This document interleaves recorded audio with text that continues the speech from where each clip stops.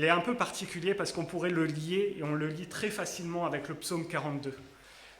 Presque on pourrait dire qu'à la base, ils ne faisaient qu'un psaume ensemble.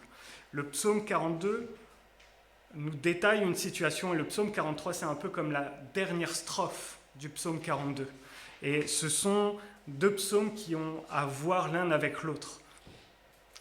Et on peut remarquer, parce que ce verset que nous disons au psaume 43, verset 5, revient déjà au verset 6 et au verset 11 du psaume 42, « Pourquoi t'as battu mon âme ?»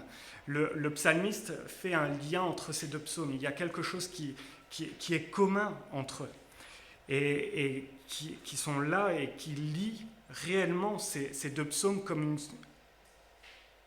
un seul poème, si je peux dire un seul psaume. Et le contexte ici, dans les deux psaumes, que ce soit le 42 ou le 43, c'est un homme, on nous parle et on constate un homme qui est affligé, un homme qui est abattu et un homme qui est tourmenté.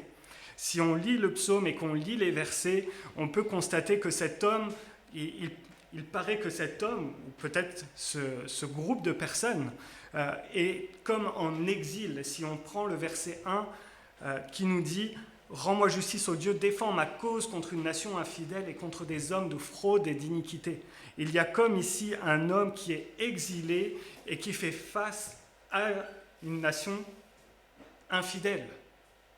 Et cet homme, alors qu'il fait face à la nation infidèle, il parle aussi d'hommes d'iniquité qui le tourmentent, qui lui font du mal. Et lorsqu'on lit ce psaume, comme on lit ce verset, on constate, et c'est la même chose dans le psaume 42, il y a le même contexte qui est là. Je vous donne quelques éléments ainsi de contexte. Le psaume, cette strophe qu'on lit au psaume 43, il y a une structure, dans sa structure, il y a deux parties, si on pourrait dire les choses ainsi. La première partie, le psalmiste, il s'adresse directement à Dieu pour recevoir justice. Il demande à Dieu, mais fais-moi justice, fais quelque chose, rends-moi justice, ô Dieu. Et justice doit être faite, il s'attend à une justice, n'est-ce pas? Et la deuxième partie du psaume qui va arriver au verset 3, 4 et 5, la deuxième partie, elle nous montre le psalmiste exprimant un désir beaucoup plus profond que simplement le désir de recevoir de la justice. Il n'est pas simplement dans un vœu de justice uniquement maintenant, mais il est dans un désir de restauration. Amen. Il est dans un désir de restauration à 3 reprises. À 3 moments, il va dire qu'il va exprimer son désir de rentrer dans la présence de Dieu, de retourner auprès de Dieu.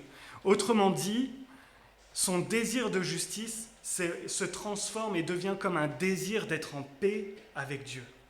D'être dans la présence de Dieu, d'être dans cette présence qui nous donne de la paix et qui nous donne toute la consolation, qui nous donne tout ce dont nous avons besoin. Amen. Et il va dire cela, et ce, malgré la difficulté de la vie qu'il peut avoir. Et je vous ai parlé du psaume 42. Excusez-moi, je parlais un peu vite. Je vous ai parlé du psaume 42, et c'est important de voir ces deux psaumes ensemble. On peut le voir parce qu'il y a un discours, c'est le même discours du psalmiste. Dans l'ensemble des deux psaumes, l'auteur, au psaume 42 en tout cas, au tout début du psaume 42, l'auteur va se parler à lui-même. Si vous lisez le psaume 42, l'auteur va se parler à lui-même, il va parler à son âme. Le psaume 42, le psalmiste va écrire et il va dire « Mais, ô mon âme, remémore-toi », il va être dans la remémoration, il va se rappeler de certaines choses et il va se parler à lui-même. Et ce n'est pas comme une prière qui est dirigée vers Dieu pour recevoir justice, mais il s'agit d'une complainte qu'il va se faire à lui-même sur la condition dans laquelle il se trouve au moment où il écrit le psaume 42. Le 42, Concrètement, à ce moment-là, il est comme en train de vivre dans la mémoire. Il vit dans le mémoriel. Il est dans le cadre de l'introversion. Il se parle à lui-même. Il est à l'intérieur de lui-même. Et il se rappelle de certaines choses. Il va parler de certaines choses, mais il parle à lui-même. Et fort heureusement, Quand on lit le psaume 43, la donne va changer. Le psaume 43 nous montre un shift quelque part comme quelque chose qui s'opère dans l'esprit du psalmiste, où alors qu'il se parlait à lui-même, au tout début du psaume 43, il va rentrer dans une autre méthode, dans une autre façon de voir les choses. Son phrasé, le discours du psalmiste, va passer quelque part du soliloque, du « je me parle à moi-même » à « je parle à Dieu ». Il va sortir de « j'intériorise tout », je me parle à moi-même, j'essaie de me convaincre moi-même, mais maintenant il va parler à Dieu. Il va exprimer quelque chose à l'Éternel. Il va exprimer sa détresse, il va exprimer son désir de justice à l'Éternel. Et ça, il va le faire directement à Dieu. Et ça marque un réel progrès dans la vie du psalmiste qui est passé de quelque chose d'introverti à quelque chose où maintenant il s'exprime vers l'Éternel. Ça marque un progrès dans sa vie, n'est-ce pas ? Et quelque part, il réalise, et grâce à ça, il peut réaliser qu'en réalité, la mémoire n'est pas un allié fiable et fidèle. Le seul allié fiable et fidèle que nous pouvons avoir, c'est l'Éternel Dieu. Amen. Ce n'est pas simplement, il est bon de se rappeler ce que Dieu a fait pour nous, ne me méprenez pas, j'aime me rappeler ce que Dieu a fait pour moi, j'aime repenser à tout ce que Dieu a fait dans ma vie, comment Dieu m'a sorti de certaines situations, c'est des témoignages de l'action de Dieu dans ma vie. Amen. Mais ce n'est pas simplement parce que je me rappelle de certaines choses que ça va m'aider à avancer. À un moment donné, il faut que je rentre dans la présence de Dieu. Pas simplement dans la présence de mes souvenirs, mais dans la présence de Dieu. Amen. Et lorsque le psalmiste va évoquer le psaume on va lire les versets du psaume 43, le psalmiste rentre dans ce moment où il exprime quelque chose à Dieu. Amen. Et quelque part, c'est une leçon pour nous, n'est-ce pas ? Parce que combien on peut être comme ce psalmiste, où des fois nous sommes là et nous nous remémorons plein de choses, nous sommes dans nos souvenirs, nous sommes dans nos petites pensées, nous sommes là et nous prions presque même et nous disons, tu vois, il s'est passé telle et telle chose, il y a eu telle et telle chose, et maintenant, il faudrait que les choses soient différentes. Je dis beaucoup le mot « chose ». Mais comprenez-moi, des fois, nous avons la même réaction que le psalmiste. Nous nous parlons à nous-mêmes, mais nous ne prions pas l'Éternel. Et nous avons besoin de changer, de faire un progrès dans notre vie et d'aller parler à l'Éternel. Amen. De parler à Dieu, de transformer des fois des temps de prière qui sont centrés sur nous à un temps de prière qui se dirige vers l'Éternel. Amen. De diriger le temps de prière vers Dieu plutôt que vers nous. N'est-ce pas ? Et nous sommes tous un peu pareils que ce psalmiste. Parce que si le psalmiste a traversé cette situation et que ces psaumes viennent nous marquer, nous, au XXIe siècle, c'est que nous sommes concernés, que nous avons peut-être la même méthode. N'est-ce pas ?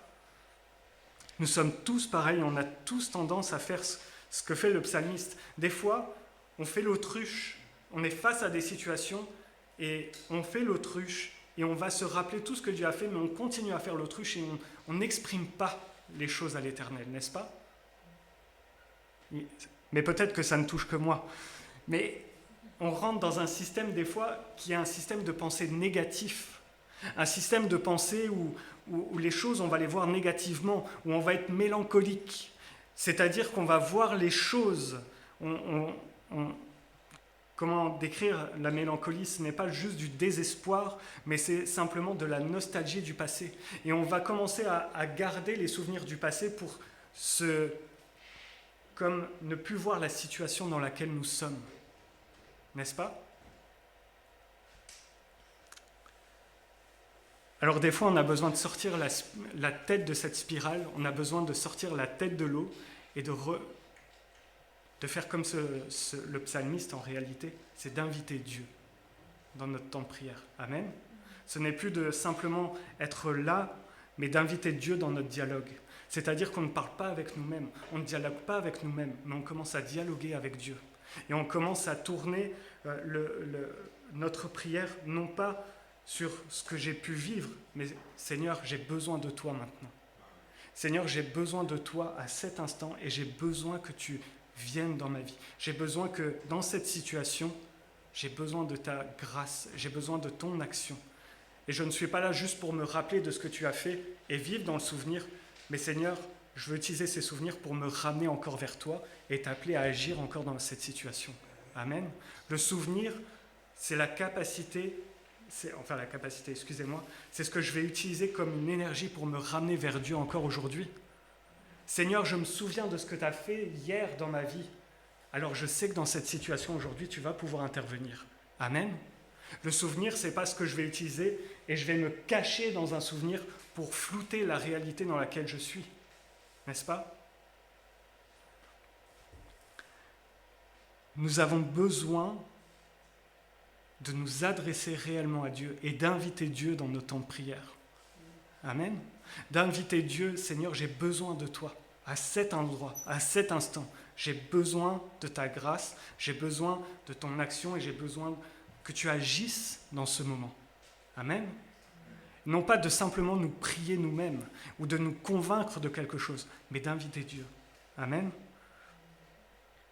Et le psaume 42 et le psaume 43 nous montrent comment le psalmiste pouvait être dans une forme de tourmente, comment il pouvait être tourmenté dans ses émotions, dans sa tête, comment il pouvait voir les choses. Mais le psaume 43, au moment où il invite Dieu dans le dialogue, les choses changent. Parce qu'on n'est plus dans le psalmiste qui « mon âme est abattue, mes os sont brisés ». Il n'est plus du tout dans cette optique. Maintenant, c'est la joie qui l'habite. Amen. Il n'est plus du tout dans une optique de souffrance. Il n'est plus du tout dans une optique où il va subir les choses. Mais il rentre parce qu'il a invité Dieu dans le dialogue, parce qu'il a mis Dieu au milieu de cette prière, qu'il a mis Dieu au milieu de sa relation. Et que ce n'est plus juste par rapport à lui, mais que ça devient par rapport à Dieu. Alors, les choses commencent à changer. Il commence à parler de la joie. Pas de la joie qu'il a vécue dans le passé, mais de la joie qu'il attend demain. Et de la joie qu'il peut vivre maintenant. Amen. Combien nous sommes identiques à ce psalmiste et des fois nous avons besoin de juste tourner la tête et de regarder à Dieu et de dire « Seigneur, maintenant j'ai besoin de toi ». Amen. Amen. Nous invitons Dieu dans notre prière, dans nos temps, dans notre vie, dans nos besoins. Amen. Et si nous invitons Dieu, ce n'est pas juste pour dire « Seigneur, viens ». Et puis on continue à faire la même chose. On a besoin de s'exprimer. Amen. On a besoin de faire connaître nos besoins à l'Éternel, n'est-ce pas? On a besoin de faire connaître nos besoins, toutes ces choses. Parce que quelque part, lorsqu'on commence à faire connaître nos besoins, on sort simplement d'une mécanique et de voir Dieu comme la personne qu'il est, mais on voit la relation qu'on a avec lui. Nous avons besoin de voir la personne que Dieu est. Dieu répond à nos prières. Dieu sait ce dont j'ai besoin. Il y a ces versets qui nous disent qu'avant même que ma bouche n'ait parlé, Dieu savait ce dont j'avais besoin, ce que j'allais dire. Ça ne nous empêche pas d'exprimer nos besoins. Amen. Ce n'est pas parce que Dieu connaissait à l'avance ce que j'allais dire que je dois me dire « je n'ai pas besoin de le dire ». N'est-ce pas? Ce n'est pas une relation mécanique qu'on a. Dieu sait, je n'ai pas besoin d'en parler. Dieu veut qu'on s'exprime. Parce que lorsqu'on exprime quelque chose, on rentre dans une relation. Si je suis devant vous et qu'on ne parle pas, j'ai beau être là, il n'y a pas de relation. Ça va? C'est pareil avec Dieu. Si je demande « Seigneur, viens dans ma vie », mais que je ne parle pas à Dieu, il n'y a pas de relation. On est tous d'accord? On a besoin d'exprimer. Et nos besoins, quand on les exprime, c'est parce que nous faisons confiance à Dieu qu'il agit et qu'il peut faire quelque chose et qu'il peut transformer nos vies. Amen. Alors on exprime nos besoins parce que notre relation avec Dieu, on veut la travailler. Parce que notre relation avec Dieu, on veut qu'elle soit de plus en plus brillante, qu'elle soit de plus en plus polie, qu'elle soit de plus en plus belle. Amen. Et on exprime nos besoins. On exprime à Dieu ce dont nous avons besoin. Et c'est ce que va faire le psalmiste. « Rends-moi justice ». Nous avons tous cette prière où nous avons tous prié à un moment donné, « Seigneur, fais-moi justice ». Amen. Nous avons tous dit à Dieu, « Seigneur, fais-moi justice ». Fais tomber les éclairs sur sa tête. Seigneur, que ta grâce soit là. Non? Merci Seigneur. Mais on a tous besoin, on a tous exprimé une fois de l'injustice. Et c'est ce que le psalmiste va faire. Il n'est pas juste en train de dire « Mon âme est abattue, mes os sont brisés, mais un jour j'avais vécu ceci, un jour j'ai eu cela. » Mais là, il va rentrer, il va dire « Seigneur, j'ai besoin de justice. J'ai besoin que cette nation qui m'oppresse, Seigneur, fais-moi justice. » Amen. Et ça doit changer. Il a exprimé son besoin. Est-ce que Dieu savait qu'il vivait des choses injustes? Bien sûr. Mais Dieu voulait qu'il exprime son besoin. Comme Dieu veut que ce soir tu exprimes ton besoin à Dieu. Que tu exprimes ce dont tu as besoin. Amen. C'est important de s'exprimer parce que nous sortons de l'introversion. Nous sortons de ce qui peut être intérieur. Ce qui est intérieur, nous commençons à le sortir devant Dieu. On commence à le sortir pour l'exprimer et pour que ça change. Son besoin de justice était là. Dieu va intervenir. Est-ce que Dieu va faire justice? Peut-être, peut-être pas. Mais Dieu intervient parce que nous voyons son cœur qui est transformé. Amen. Son cœur est transformé parce qu'on voit qu'on passe d'un homme abattu à un homme dans la joie. Amen. On a tous besoin de passer dans la joie, n'est-ce pas? Mais lorsqu'on commence à exprimer les choses à Dieu, les choses commencent à changer dans notre vie. Amen. Les choses changent. Matthieu 6, verset 6 nous dit « Mais quand tu pries, entre dans ta chambre, ferme ta porte et prie ton Père qui est là dans le lieu secret. Et ton Père qui voit dans le secret te le rendra. » J'aime beaucoup ce verset et j'ai déjà exprimé un petit peu cela dans une précédente prédication, il y a longtemps. Le mot secret ici en grec, c'est le mot crypto.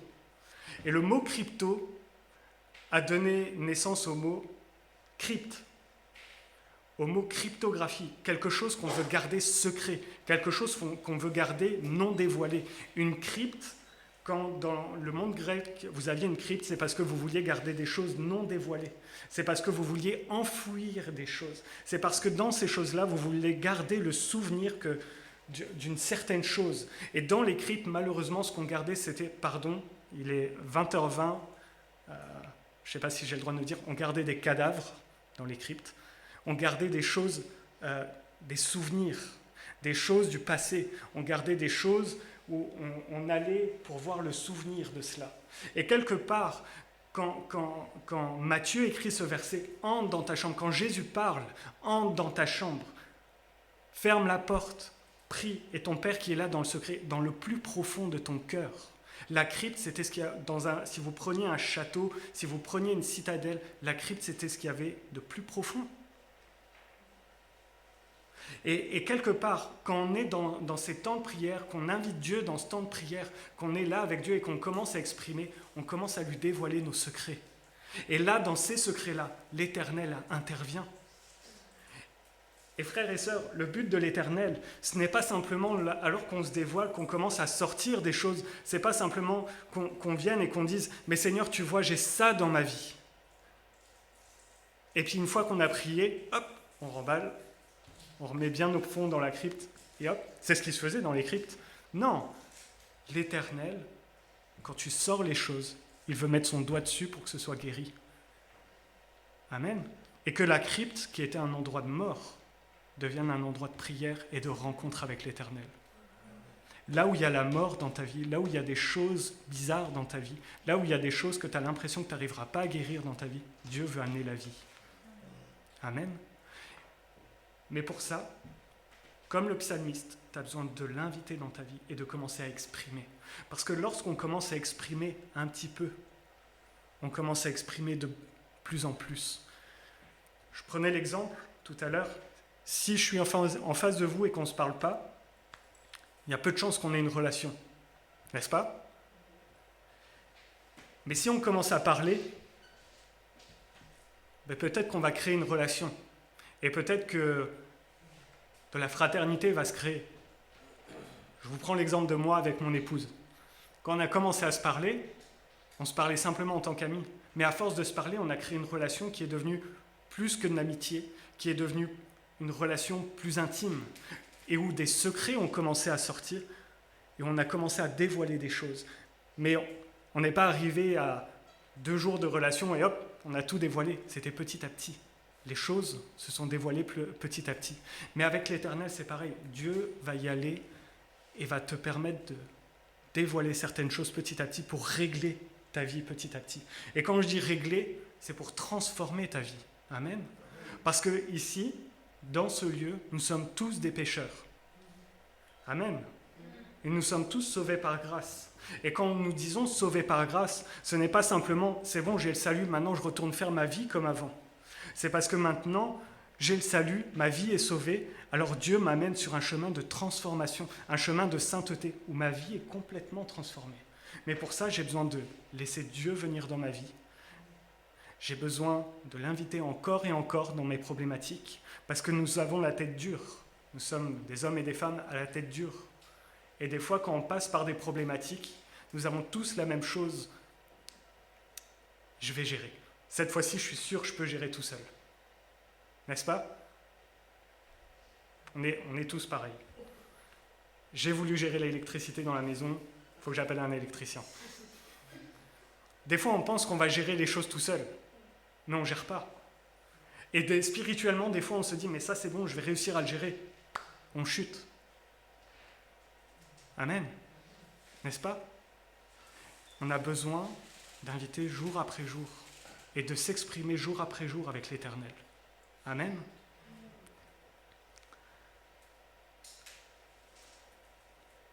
La troisième chose, c'est que lorsque le psalmiste écrit et qu'on voit le verset 3 et le verset 4, il va dire qu'elle me conduise à ta montagne sainte et à tes demeures, et j'irai vers l'autel de Dieu. De plus en plus, le psalmiste nous écrit l'idée qu'il se fait, non pas de recevoir justice, mais il se réjouit de l'idée d'aller de plus en plus loin dans la présence de Dieu. Parce que si la montagne sainte, elle représente la présence de Dieu, le psalmiste va nous dire, mais après je serai dans tes demeures. C'est encore plus proche. Et après le psalmiste nous dira, mais j'irai à l'autel. Et au début, il est guidé, mais après il va de lui-même et il ira vers l'autel, où il va offrir sa vie à Dieu. Où il va, Seigneur, ma vie n'a plus d'importance, ta vie seule compte. Toi seul compte. Et il se réjouit de cette idée, amen. Il se réjouit de cela. Et à chaque image qu'il utilise, de la montagne à l'autel, les images qu'il utilise vont amener la notion de la présence de Dieu qui est de plus en plus forte, où il passe de la révélation, il va passer à la proximité et à l'intimité avec l'Éternel. Amen. Et tout cela conduit à l'espoir, non pas de recevoir justice comme il demandait, mais d'être dans la paix de Dieu, d'être dans la présence de Dieu. Ne me méprenez pas, je ne suis pas en train de dire qu'on ne cherche pas la justice. Paul était un homme, il a utilisé tous ses droits pour avoir justice. Ne me méprenez pas. Mais l'important, c'est la présence de Dieu. L'important, c'est d'aller dans la présence de Dieu. L'important, c'est vraiment tout ce que on puisse passer de simplement de la complainte, le psaume 42, où il y a de la complainte, au psaume 43, où on est à la prière et à la réjouissance, parce qu'il y a la présence. Amen.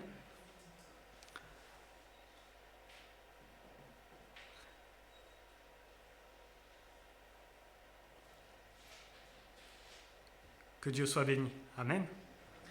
Merci Seigneur pour sa grâce. On peut prier ? Seigneur, je veux te remercier encore pour ta bonté, pour ta fidélité, Seigneur. Merci mon Dieu, parce que au milieu de tout ce que nous pouvons vivre, au milieu de toutes les difficultés, les injustices, au milieu de la maladie, Seigneur, au milieu de tout cela, Seigneur, tu es présent, Seigneur. Tu es toujours là, Seigneur. Et Père éternel, apprends-nous, Seigneur, à marcher de plus en plus avec confiance avec toi, avec fidélité, Seigneur. Avec, Seigneur, ce désir, Seigneur, d'être dans ta présence, Seigneur, malgré tout ce que nous pouvons vivre. Ce désir, Seigneur, d'être au plus près de toi.